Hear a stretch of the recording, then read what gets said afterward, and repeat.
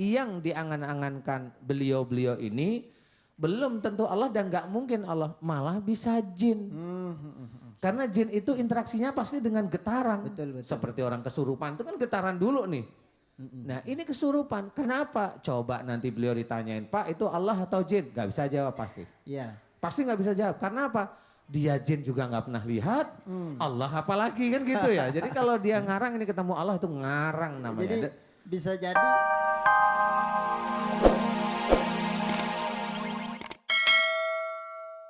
tapi ada juga kusuknya itu kuat kalau lagi susah. Nah ada apa macam-macam aja. Kalau lagi pas seneng-seneng susah kusuknya. susah Jadi khusyuknya. macam-macam. Tapi itu kita harus belajar untuk menuju ke arah kusuk. Karena diterimanya ibadah kita itu kan Allah nanti yang ini. Tapi kita tetap belajar, tetap mencoba belajar. Nah kemudian kalau yang umpamanya ada nih cerita. Jadi ini saya sudah mendengar banyak dari jamaah. Jadi ada pelatihan sholat khusyuk. Nah ini biasanya pelatihannya sama orang-orang aneh-aneh nih. Kalau dari IAIN saya yakin insya Allah nggak aneh lah. Ya dari kiai yang benar insya Allah nggak, ulama insya Allah nggak. Yang aneh-aneh ini dari perseorangan.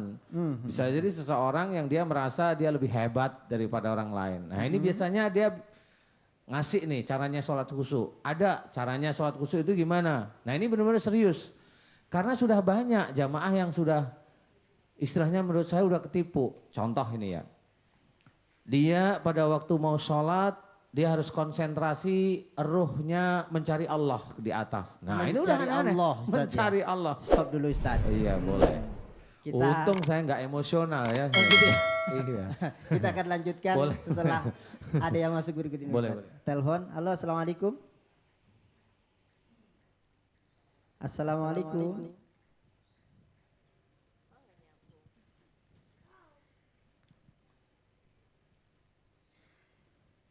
Ya, nampaknya terputus Ustadz. Iya. Kita lanjut lagi Ustadz ya. Iya.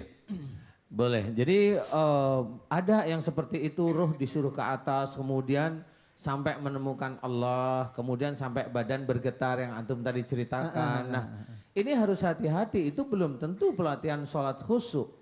Ini malah bisa menjadi syirik sebenarnya. Kenapa? Kenapa seseorang mengajarkan orang lain untuk membiarkan rohnya ke atas mencari Allah? Itu harus kita pertanyakan. Karena apa? Kita sebagai manusia itu tidak akan mungkin bisa mencapai Allah kalau kita masih dalam kondisi hidup. Kalau besok kita udah kiamat atau udah meninggal, kiamat lah khususnya di yaumul kiamah besok mungkin karena itu sudah saatnya kita diadili kan gitu mungkin. Tapi kalau kita masih hidup jangan berharap. Dan yang melatihkan sholat khusyuk seperti itu saya berani bilang bahwa itu syirik gimana? Coba kita pikirin. Di dalam Quran diceritakan Nabi Musa yang mau melihat Allah aja. Oh ini permintaan Nabi Musa nih ceritanya ya. Seorang nabi yang jelas terpilih.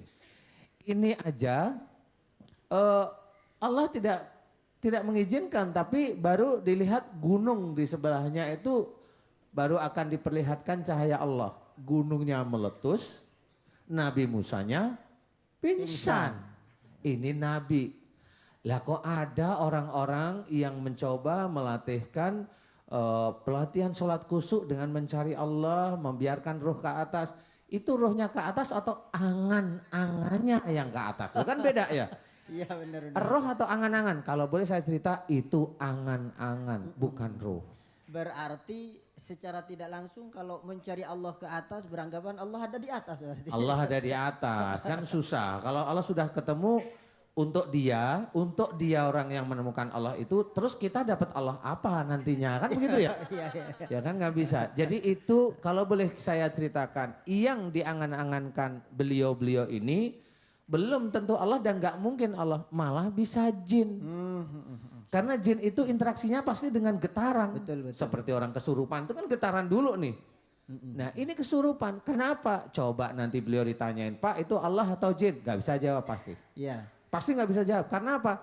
Dia jin juga gak pernah lihat, Allah apalagi kan gitu ya. Jadi kalau dia ngarang ini ketemu Allah itu ngarang namanya. Jadi bisa jadi yang satunya ngayang ke atas, ketemu dengan ini, yang satunya ketemu dengan ini, jadi bisa beda-beda. Bisa beda-beda, yang satu bisa ketemu jin, bisa satunya iblis kali ya.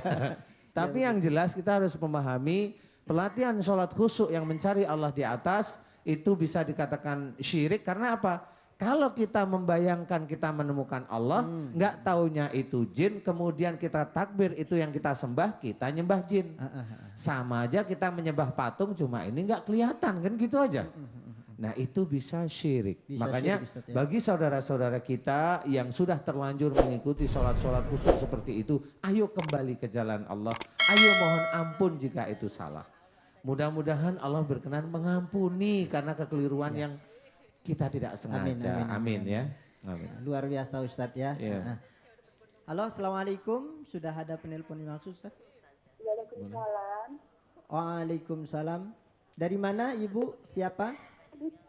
Dari Mbak Sriana, Jawa Timur. Mbak? Sriana, Jawa Timur. Oke ya, Mbak Riana, Mbak Riana, Jawa Timur. Monggo sama Iya, Ustadz betul. Ibu. Silahkan Mbak, nggak mau dia panggil Bu dia Mbaknya. Silahkan Mbak. Assalamualaikum Ustaz Danu. Waalaikumsalam warahmatullahi wabarakatuh. Ya gimana? Iya, ini dari bulan Januari saya sakit, kata dokter asam lambung, tapi saya merasakan seperti jantung lemas gitu loh. Kata dokter kenapa Mbak? Kata dokter katanya asam lambung. Oh asam lambung ya. Terus kata Mbak sendiri Tapi apa? saya merasakan seperti sakit jantung lemas, Oh, perut saya itu sering bergetar, dada itu sering bergetar, oh. punggung sakit, terus sepertinya seluruh tubuh saya itu seperti gimana remuk gitu ya, seperti rapuh. Ya ampun. Putus. Sebenarnya bagus. Kan biasanya gitu. Tadi kita berpikir tentang sholat khusyuk menemukan Allah sehingga badan kita bisa merasa bergetar kan gitu. Bergetar-getar. Malah ini Mbak Riana badannya yang bergetar gimana coba? Belum sholat ya. Belum sholat aja udah bergetar gimana coba? Makanya di sini kita harus hati-hati. Kalau ini untuk Mbak Riana walaupun putus, mudah-mudahan Mbak Riana bisa tetap melihat acara Mengel Hati ini. Saya mencoba bercerita Mbak Riana. Mbak Riana, kalau memang perutnya sering bergetar, kemudian sering panas dan sebagainya, ini kebanyakan maaf, ini ada dua kemungkinan ini yang kuat. Yang pertama Mbak Riana sering atau pernah ke orang pinter, entah meminum air putih, walau alam saya nggak tahu, atau membaca mantra, ya membaca mantra. Itu yang pertama. Yang kedua Mbak Riana termasuk orang yang suka jengkel nggak di dalam keluarga. Nah dua kemungkinan itu aja. Kalau memang dua-duanya masuk, yang pertama itu adalah karena sering ke orang pinter, mohon ampun kepada Allah Ta'ala. Jika dulu kalau sering ke orang pinter itu sebenarnya itu adalah sesuatu kemusyrikan yang pernah kita lakukan, harus kita mohon ampun. Setelah kita mohon ampun tentang kemusyrikan yang dari orang pinter atau baca mantra dari orang pinter tersebut, kita mohon pada Allah, ya Allah jika di dalam tubuhku ada makhlukmu yang tidak tampak oleh mataku, yang mengganggu, yang tidak manfaat, aku mohon agar engkau keluarkan. Hanya itu aja doanya dengan khusyuk, ya mencoba untuk lebih tenang. Kemudian yang kedua, jika Mbak Riana itu di dalam keluarga sering jengkel, walaupun diam, kalau ada masalah jengkel, diam sendiri, marah jengkel, diam sendiri. Nah itu harus dirubah. Kalau ada masalah di dalam keluarga, selesaikan dengan baik. Jangan hanya nguatin emosi kita pribadi, menomorsatukan emosi kita. Jangan. Dan itu berdampak juga. Nah kalau memang itu Mbak Riana paham, mudah-mudahan ini akan menjadi hal yang baik. Mbak Riana mulai malam nanti cobalah dekat pada Allah Ta'ala dengan sholat sunnah tahajud. Jangan lupa sholat 5 waktu harus dikerjakan karena Allah Ta'ala, kemudian berdoa pada Allah. Ya Allah jika selama ini aku sakit disebabkan karena kejengkelanku terhadap keluarga, aku mohon ampun kepadamu. Doa itu dimohonkan terus menerus. Nah mudah-mudahan dengan nasihat dari saya ini Mbak Riana memahami dan bisa dijalankan. Mudah-mudahan Allah memberikan kesembuhan. Amin ya rabbal alamin. Nah Ustadz, di belakang Mbak Riana ada penelpon lagi Ustadz. Iya. Assalamualaikum. Waalaikumsalam warahmatullahi wabarakatuh. Dari siapa di mana Pak? Dari Pak Jatmiko Solo, Pak. Jatmiko di Dari Solo. monggo sama Ustadz Danu.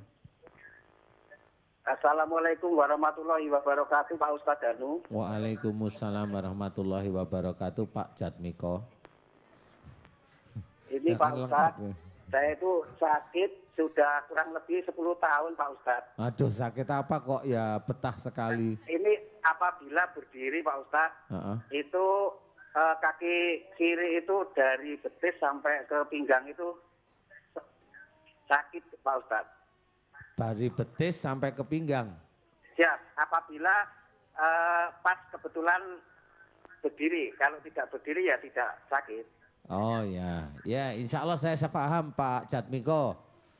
Yang mau saya tanyakan Pak Jatmiko, saya mohon jujur ya jawabnya ya.